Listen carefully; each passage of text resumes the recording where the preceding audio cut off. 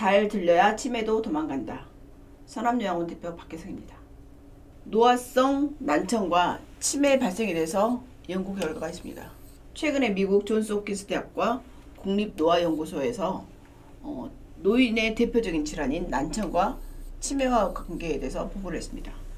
이 연구에서 청력검사와 인지기능검사를 같이 했는데 평균 12년 동안 관찰했더니 청력이 정상인 경우보다는 경도 난청일 경우 치매 발생률이 1.89배, 중등도 난청인 경우는 3배, 그 다음에 고도 난청인 경우는 치매 발생률이 4.94배 높게 발생했다고 보고를 했습니다.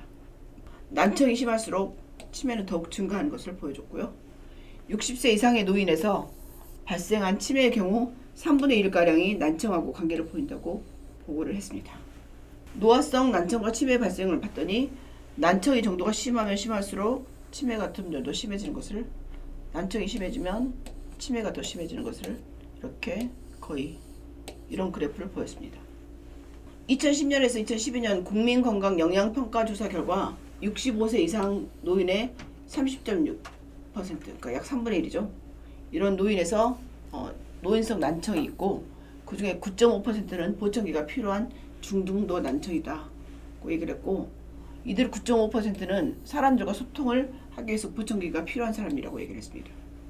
노화와 함께 진행되는 청력 저하가 서서히 진행되기 때문에 본인과 가족이 쉽게 알 수 없고, 의사소통이 잘 되지 않아서 오해가 쌓이고, 목소리는 커지고, 주관적인 불편함은 거의 없어서 본인의 청력이 보청기가 필요하다는 사실을 잘 못 느낀다고 해요.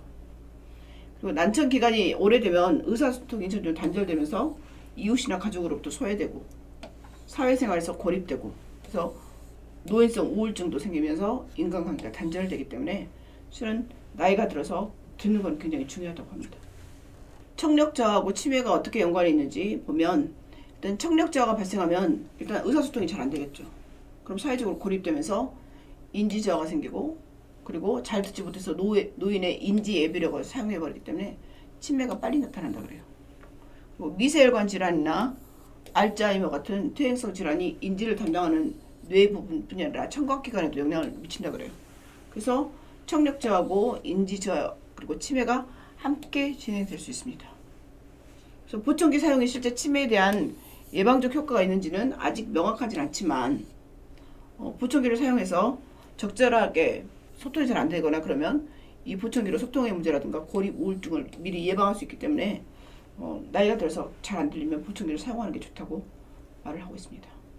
나이가 들면 귀가 어두워진다고 알고 있지만 실은 소리를 듣는 것도 귀 안에 있는 청각세포가 받아들인 것으로 시작하기 때문에 이 청각세포 안에 있는 청각신경도 나이가 들면서 이제 떨어지긴 하죠.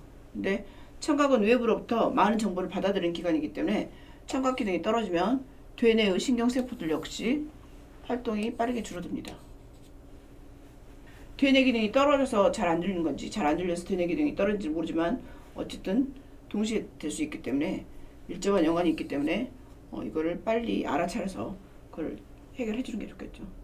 이렇게 미국에서도 65세 이상 3명 중에 1명이 보청기를 사용해야 할 정도로 청력에 문제가 있다 그러고, 나이가 들어서 듣는 것이 어려우면 보청기를 사용해서 듣는 기능을 보완해 주는 게 좋고, 만약에 심한 경우, 청력세포 손상이 너무 심한 경우는 보청기로 해결이 안 돼요. 이럴 경우는 달팽이관을 이식하는 수술을 하기도 합니다.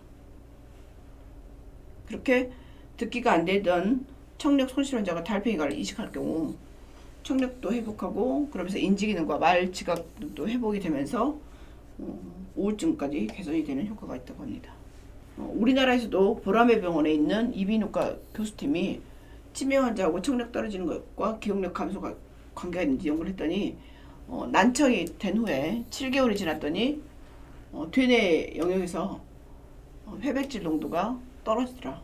그리고 뇌 혈류라든가 대사 상태를 측정했더니 학습과 기억 능력을 수행하는 되뇌 해마 부위에 포도당 대사가 감소한다고 확인을 했고, 그래서 난청 등에 의한 청력 손실이 치매의 주요 증상으로 알려진 기억력 감소를 더 악화시킬 수 있고, 그래서 자신의 청력도 주기적으로 확인하는 게 좋겠다고 보고를 했습니다. 만약에 여러분 중에 귀가 잘 안 들리거나 목소리가 커지거나 그럴 경우 이제 그러기 전에 미리 우리가 청력의 노화를 예방하는 생활습관을 갖는 게 좋거든요. 이 생활습관 10가지 알아보고 있습니다. 일단 소음 노출을 피해야 됩니다.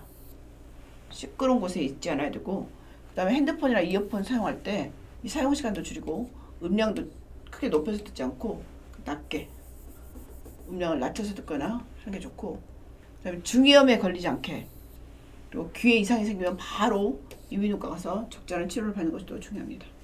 그리고 항상 나오지만 금연하는 게 좋고, 혈관 질환을 예방하거나 잘 관리하는 게 좋고, 유전 질환이 있을 경우 잘 체크하는 게 좋고, 복용하는 약이 난청의 원인이 되는 경우가 있습니다.